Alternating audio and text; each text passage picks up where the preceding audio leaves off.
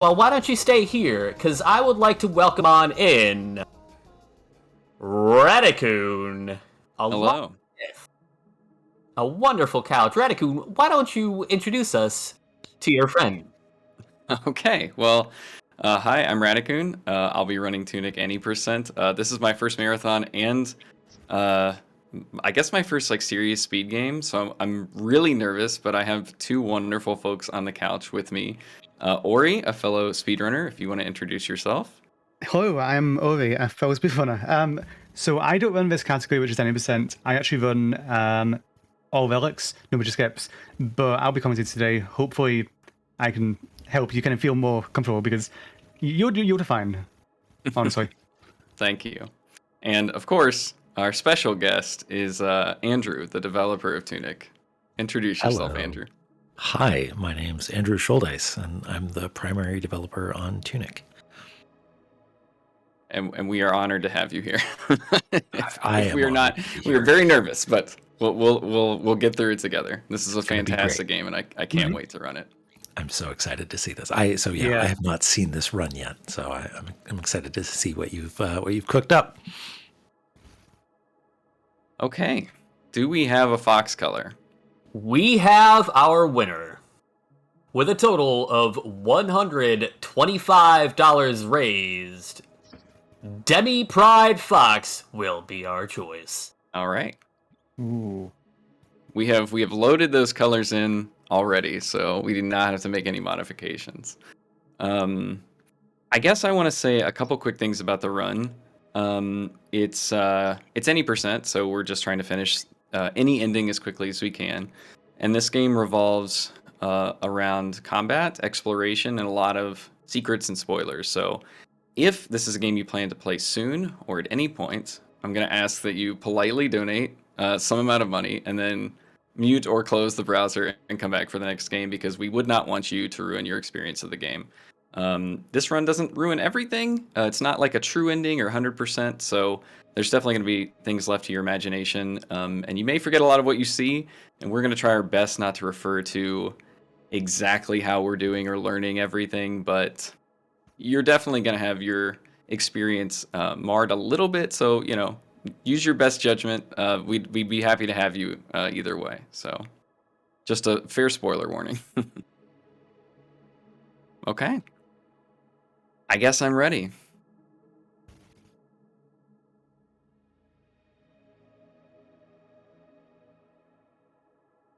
Well, then I believe the game that has brought us over $1,700 for ore already, single-handedly, shall begin.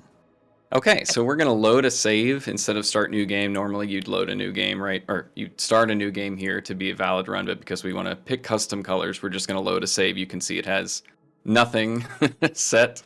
So I guess give me a countdown and we'll get started. All right. I'll count you down. In 3, 2, 1, Tunic. Let's go. All right, Andrew. In 20 seconds, what is Tunic? Oh boy, I was made for this. Okay, Tunic is an isometric action adventure about a tiny fox in a big world where you explore the wilderness, fight monsters, and find secrets. Excellent. I feel like I'm watching a trailer here. This is exciting. So, what we're about to do here, actually, we're going to do something right off the bat. We're actually going to enter some codes. I won't explain how we know these or how they work, but the game does tell you these. So these are not really cheat codes. They're more like just knowledge-based codes that we know. So these are going to give us some free items, hopefully. There we go. So we're going to get a firecracker and a firebomb. So we're going to throw the firecracker via these bushes, and you'll see this blows them up. Nice, you got the hole in the ground as well. How does this? So you're going to throw the firebomb into the wall, right? Which will break the bushes. Just there you go. You got it. Nice.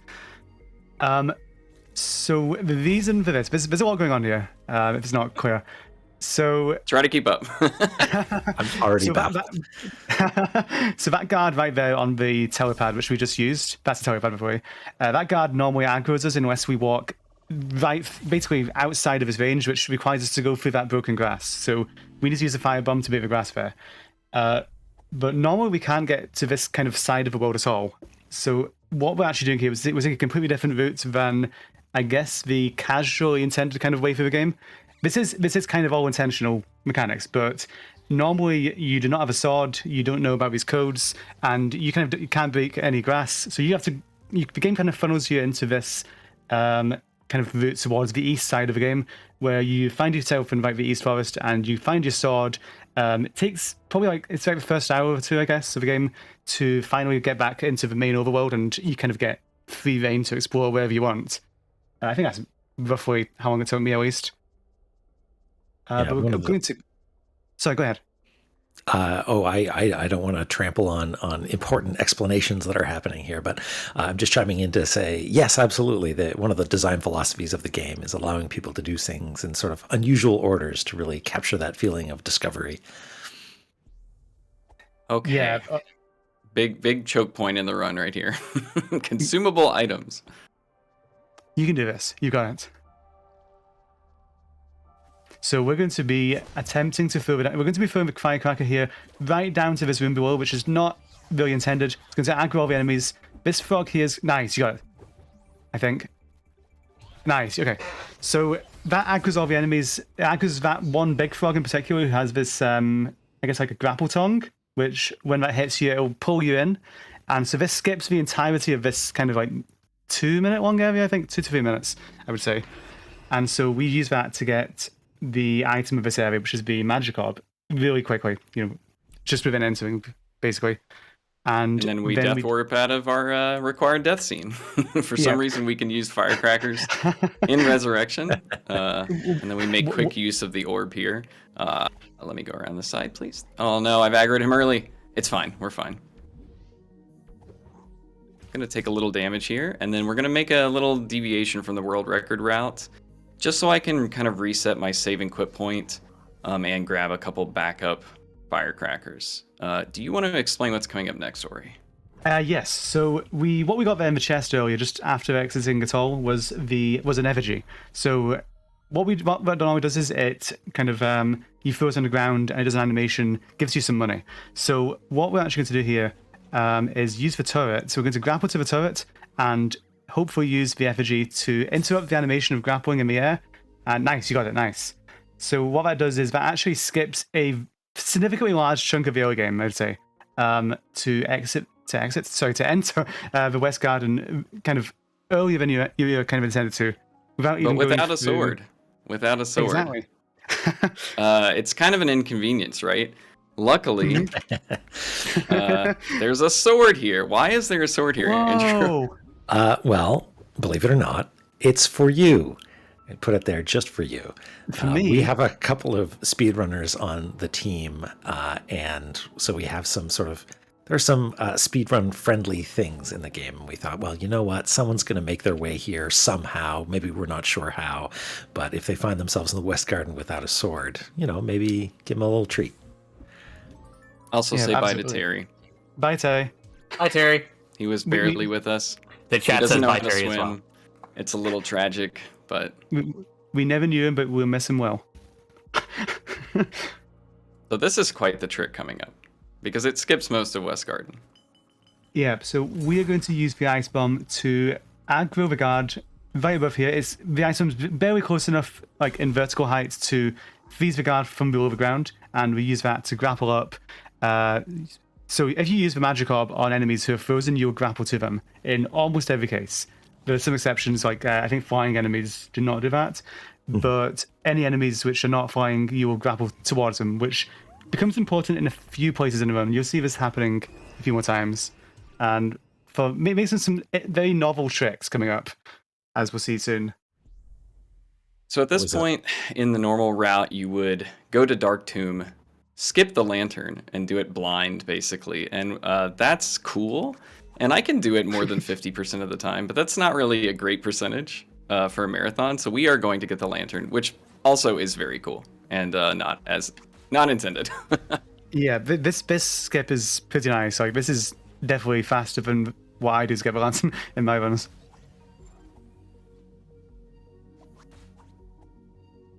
We're still going to So- pay a visit to Dark Tomb, but just to reset my save and quit point. Basically, just to say nope, and we're out. Yeah, I think we do this a few times. I'm not sure exactly where, but we do it a few times where we do a save and quit to save a bit of time and having to kind of walk back to where we already were. So it just saves time having to climb down all those ladders again after we get the whatever this item is. What do we call this? Like I've been calling Orange it the barrel ring.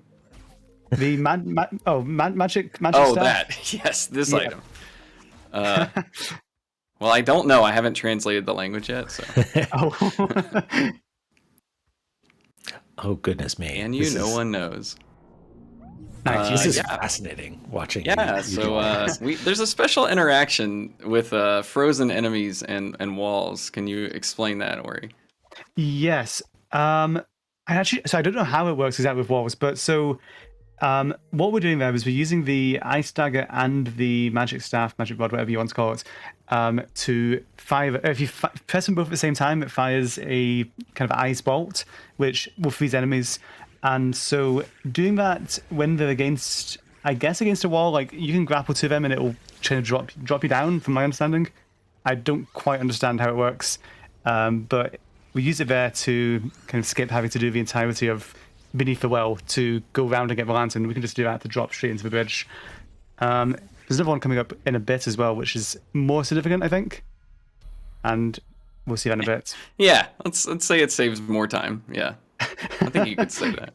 So now we have the orange peril ring, which when I equip it, will give me a double damage if I'm below 20% HP. If that sounds familiar to you, it probably is. Yeah, so this I correct me if I'm wrong, but I believe that is based directly on like the effects of like in Dark Souls you've got the red tear stone ring, which is pretty much the same thing. It's designed as kind of like a glass cannon kind of build where you have to be really low health to use it, but you will do more damage in that state. But obviously you're going to take one hit and you're dead. So it's like very important for killing bosses in particular fast in this game and just generally enemies as well. Ian, we have time for you to speak. Oh, wonderful. I've been just as fascinated as everyone else. The chat's been loving this run as well. We do have a $25 donation. Thank you so much, Silent, for that, saying, good luck, Rad, on this very rad run. Make that tiny fox go fast. Thank you, Silent. Zooming. I have time for another one. Well, Or we're an still announcement. looking for some more, but we also still have plenty of incentives to put these donations towards. We still want to see if we can talk to the frog in Final Fantasy IV, or if you want to change what the starting character's name is. A certain moose has tried to monopolize that. So anyway, that's Corey. I worked so hard on that. What are you doing? Wait, what's quiet? I didn't see anything there. Sorry. Yeah. We're Oh, so trying it to was a big avoid door. spoilers, okay? I'm thinking about everyone else. That's right. We're skipping most of the content of this game to avoid spoilers. That's the intent here, not to save time. This is just an elevator auto-scroller. I guess it's good for me to point out, this is like the scariest part in the world record routes, right? Like PB attempts, because you would try to do all of this area without saving, with careful health and mana management. It's just too risky for a marathon, so we're going to save throughout. But it doesn't actually lose that much time because we can still kind of warp back to where we want to go next. So Yeah, I believe your last save point was actually the atoll, I think, right? right, which is where we Yeah. would normally want to go next, yeah. Yeah, it's not where we want to go if we die, basically. Yes, we do have backup saves. I don't want to use them. I'm resigned to the fact that nothing, the run won't be 100% perfect, and so we have them if we need them. But Yeah. fingers crossed. Yeah, because of that save, though, we do need to damage down a bit here. So I believe you're going to try and take one bit of damage from these fairies coming up. That's fine. So I think you're going to use 2 firecrackers. Yep. And that'll damage down so that we get into Pearl state. Using an ice bolt to get across that bridge, kind of without having to go round all the way around and climb up the ramp and stuff. And we're going to go into our first administrator fight here, which is kind of quote-unquote forced fight. We're going to throw a bunch of firecrackers into it. And then you should be able to keep freezing the second phase and just kind of wail on it, and it should be dead before it even gets an attack off. Nice, good fight. And that ladder there we just climbed down is actually locked until you do the fight, so you can't get him out until that's done. But we are going to go ahead and do a skip now, which I believe we're calling Kevin's skip. Is that correct?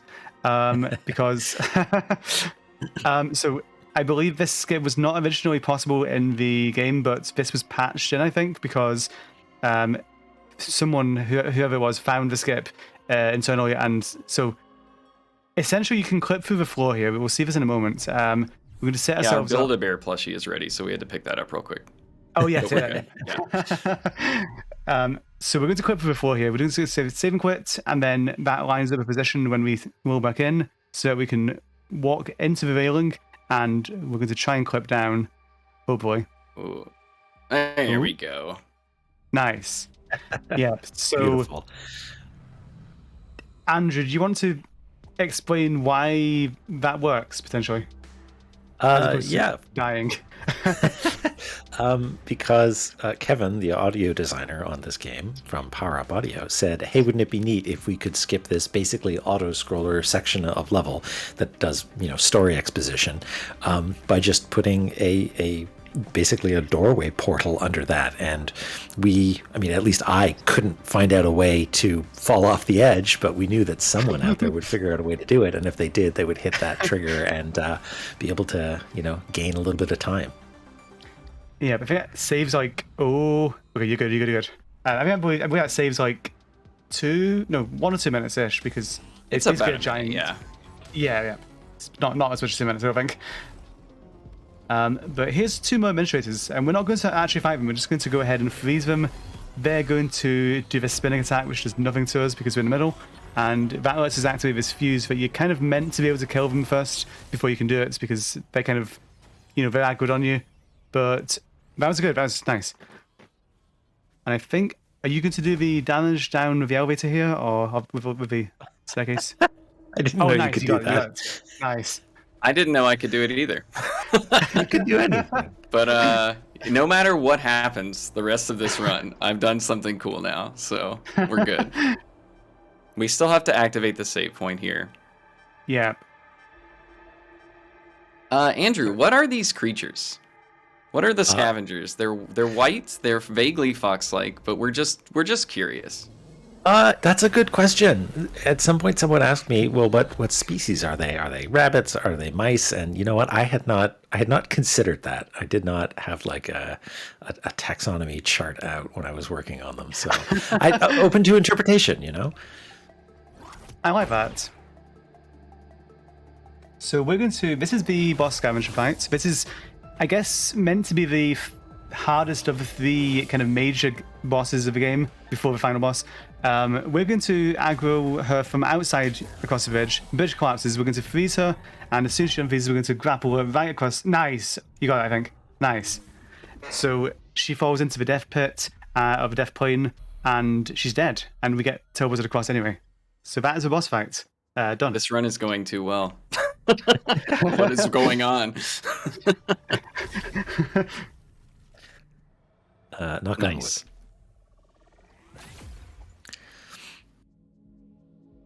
All right, so I think we're doing. Oh, sorry. Go ahead. No, I was gonna say, we're gonna just do the Atoll and library section now. We're gonna reapply our save here. So our save and quit point is set at this shrine. And shout out to Silent for letting everyone know you can run back here. Mm-hmm. So the idea behind this all here, we actually came here to get the magic orb, but we didn't do the rest of it. What we're going to do here is we have to activate these 4 fuses, one in each corner of the kind of the diagonal corners of the area, and once we activate all 4, the big elevator in the middle will activate, allowing us to use it to teleport up to the library. I'm assuming it's up. We don't actually know where the library is, but so that's number 1 done already. We used the ice grapple again, as you saw, to. Why is the bird so far away? Oh no, this bird is not we're liking fine. you. We're fine. I've never seen it in that corner. Okay, nice. You got it. Yep. I believe you also want to freeze that bird so it doesn't aggro the fairies. Is that correct? In the wall. Yes, it saves us from having to run up the entire rock outcropping. Okay, let's Yeah. pray for good crabs. The Crab chat is smooch? behind you. No crab smooch. Okay. Ooh, okay. Crab smooch. What? Yeah, sometimes they face each other and, have a moment, Aw. but not this time. I can't believe you got a crab smooch, Skip.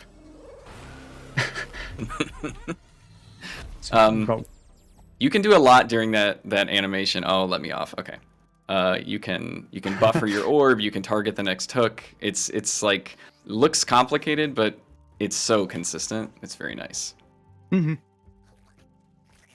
I believe you can enter like secret codes as well while the fuse is going off, which I didn't realize until recently. But it's kind of funny because the music just stops and it's like, what did you just do? Say goodbye to our big crab friend. Yep, crab emoji. If you ever get hit by that. It's scary. It looks scarier than it is, that big crab. But that's us done the 4 fuses now. We're going to go into the library, which is, I believe, correct me if I'm wrong, but it's pretty much not too much happening here because it's mostly kind of, I guess, like setting up the story and setting up kind of like the tension. Right? Yeah, the tension. That's what I'm looking for. I'm gonna damage down at these crabs so we have an easier death warp. Oh no. Yeah. Okay, that came okay? faster than I thought. Okay, and here we go. This would be a good time for any announcements, Ian.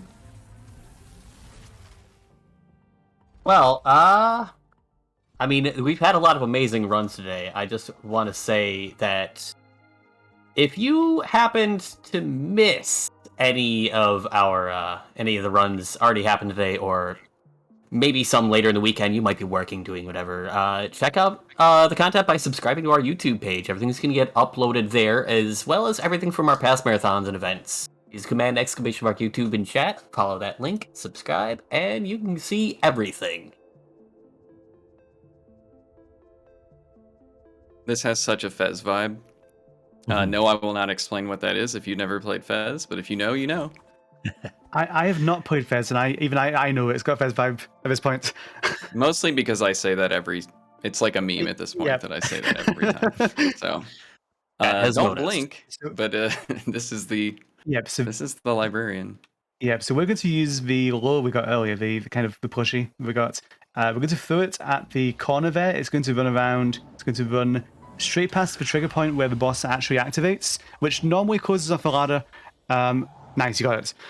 So that normally closes off a ladder, making it so you can't escape, but we use the lure to kind of act, to kind of pretend to be us, which is what it's doing, and that way we can get down the ladder while it's doing its thing, making the librarian teleport down to try and get to us, teleporting below the death plane and just dying instantly, which is a novel way of fighting that boss, if I do say so.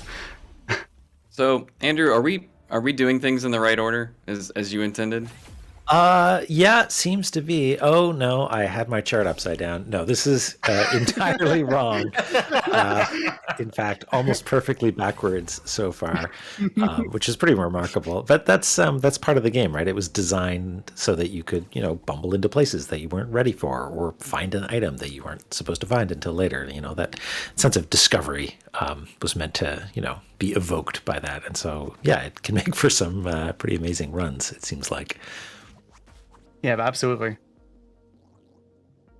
Because we're heading right now towards the third and final of the kind of the 3 major bosses that we're going to fight, which is normally the first one you fight again. Just to reiterate that point, so it's kind of the easiest of the 3, hopefully. But we're going to just famous last words. Yep. So we're going to grapple using another ice beam right there to get that across that gap, which is great. And we've skipped what? At least one intended area so far in just this area? At least one, yeah. We've skipped the entirety of the area you normally have to go through to get into the Eastern Vault in the first place. It takes about 3 minutes-ish. And we're going to use this enemy here. Now, this is, I believe this is an attendant mechanic, correct me if I'm wrong. But you are able to kind of grapple enemies which are frozen. When you grapple them, they get knocked backwards by your grapple. So they actually go through doors, which means you can just grapple straight through the door and clip through it, which is really good for skipping, the entirety of a section. Yeah, there was a discussion Ooh. internally about whether or not we should be like which doors, because a lot of these things were known about, and they're fun to leave in, and so which bugs you fix and which you don't is an interesting decision to have to make. So Yeah. I don't know what just happened there, but somehow I staggered the siege engine early. Oh, wait. Okay. Did you do an extra hit or something? I didn't actually see what happened there. I don't know. But luckily, Interesting. this fight, you don't use any consumables. So we can just save and quit and get like a really clean restart as many times as you want. That's why this is generally saved for last, because there's very little RNG in the fight. Yeah. This basically just works on the defensible fights. As long as we can do damage to the back there, kind of the power core, I guess. That does a bit more damage to the boss, I think, than the faceplates, which is normally what you would be able to attack. And so doing enough damage in that amount of time just keeps staggering the boss, causing it to just stay in the I guess the kind of back of the universe, allowing us to just keep comboing until it's dead. Okay, so I'm going to place this key, and normally we'd have to watch a cutscene, but we can just save and quit and reload. We do have to run back, but the cutscene's over. We'll pick up the last key, do a death warp, and I guess I'll let Ori explain a lot of new tech. I was going to say, speaking of cutscene skips, so I'll wait. So we're coming up now on. Also, nice death warp. So we're coming up now on the final boss of the game, which will be straight after we insert the 3 keys into the. I'm not sure what it's actually called, the temple or Sacred Temple. Sacred Temple, Seal Temple, something like that. But we're going to use this. I forgot the name of him. Blobbert, I think we call him now. Blobby, yes, Mr. Blobby. So we're going to damage down off Blobby over here just a few times. Then we're going to ice grapple through the door, as we saw before, straight through the door into the sealed temple, which is still sealed. It didn't open the door. And we're going to go ahead and activate the 3 kind of pedestals here by inserting the keys. And so this will actually... What we can do is we can... I'm not sure how this trick even works. Like, I think you pause and then you press B and A like 1 frame apart, and that causes it to close the pause menu and activate the key, but also save and quit at the same time, something? Yeah, it's 1 frame, but it's not at the same time. Like you hit B and then A, like a frame apart. I don't. No. Yeah. I'm And, so sorry. And then we death warp on the last key, and Yeah. I can't believe what is happening right now. So Nice, you got it. So I think each of we those- are like owed failure on the air at this point. No, you got this. You got this. Okay. Have faith in yourself. I will try my each- best. Each of those keyscapes, like say, like 25 seconds. I want to say to 30-ish. So it's this very significant save to get all 3 of those in a run, which is really good. So we're going to be quiet here, I think, because quieter because the air is the final boss fight, and it requires a lot of focus, I think. So You are intended to lose this fight, so much so that no fail mode is turned off if you have it on. But we're gonna try not to. So yeah, you got this. You got this. here's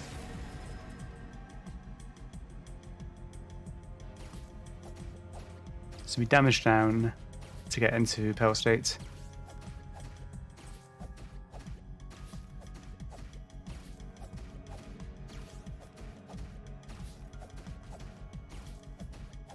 Ooh, the sword. Always scares me seeing that.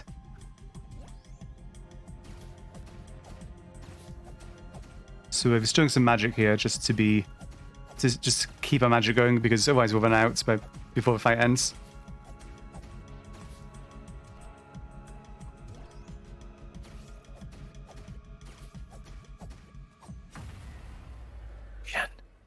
Ooh, okay. That's Good got to be first it, phase. right? Whew. They are very mad now. Yep. I'm just gonna ask them to chill out. Yep, you got this. I just got that. I hate it.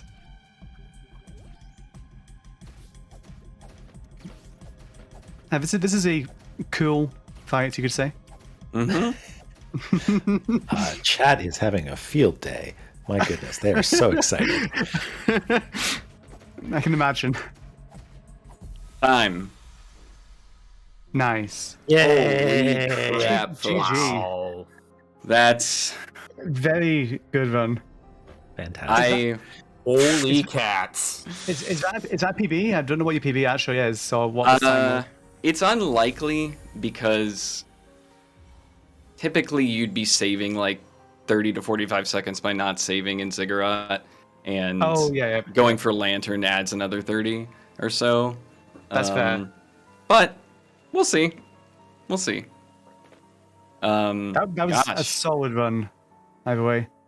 Andrew, please, what would you like to say? I feel like we have squandered the opportunity we've had with you. Oh, this is a treat for me. Seeing this is very cool. I mean, theoretically, I should know what's happening here, but a lot of what had just happened was absolutely baffling, and that's lovely. It's really interesting also to see things from the speedrun perspective. You know, we have some things like upcoming patches that are intended to be quality of life features for speedrunners, and I know that part of the intention is to make sure that you're not being catered to too directly, but some things like being able to see your completion time without needing to load into New Game Plus or whatever, as well as some other things. So yeah, hopefully we don't ruin too much stuff in the process, but hopefully it'll be good. This is unfortunately the sad cutscene. Yes. So we can be The last time we get to see the fox. So sad. Unless, of course, you buy the game. That's true. right. You can. Which you should do. You can now save the fox yourself by grabbing this game and playing it yourself.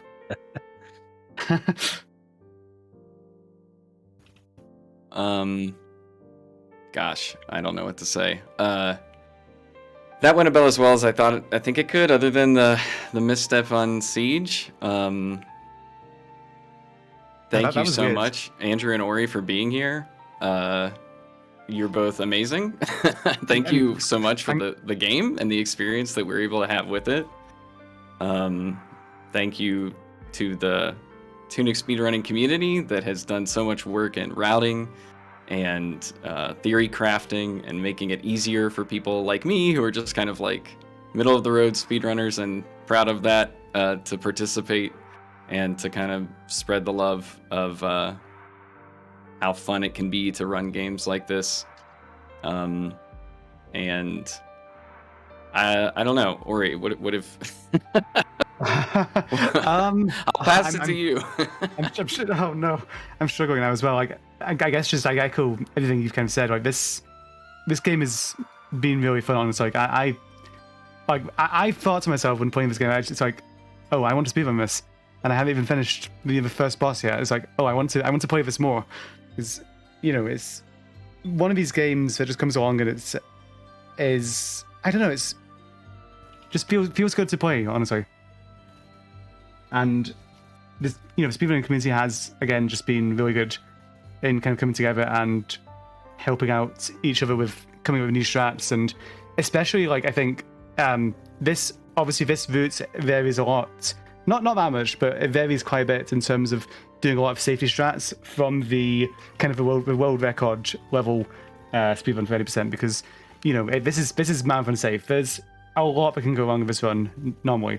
This run is very fragile, so to kind of see this come together in a way that is doable in a marathon setting and safe, but still really impressive to watch is really nice to see. And I want to thank all of you for coming on and providing just an incredible experience. I think based on the approximately 37 billion Radico 3 claps that have gone through the chat, I think they liked it.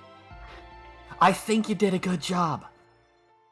Awesome. Well, if you liked it, please find it in your heart and in your wallet to donate whatever you've got.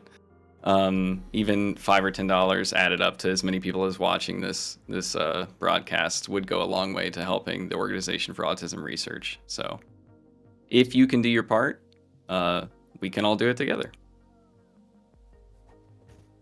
So I'm actually just starting New Game Plus so we can check my time, because normally on the speedrun boards, in-game time is what we use. Wow. Okay. 2434? Is that what we're saying? This is our new file, and this is the... Yeah, this would not be valid, of course, because I started from a loaded save, so I won't be submitting this. But this is about 30 seconds off my PB. Oh, wow. And would have been about a minute and a half faster than my PB about a week ago. So... Wow, okay. For context, the world record is like a 21 flat, basically. It's like a 20:59. So...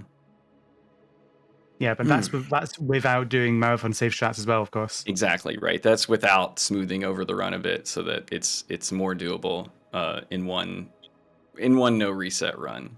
Now that I've come down a little bit from that high, let me just say shout outs to Glacy and Silent and Tej and Piper and Twix and all of the people that have like paved the way and helped me get to, you know, understand the strats and stuff that are here.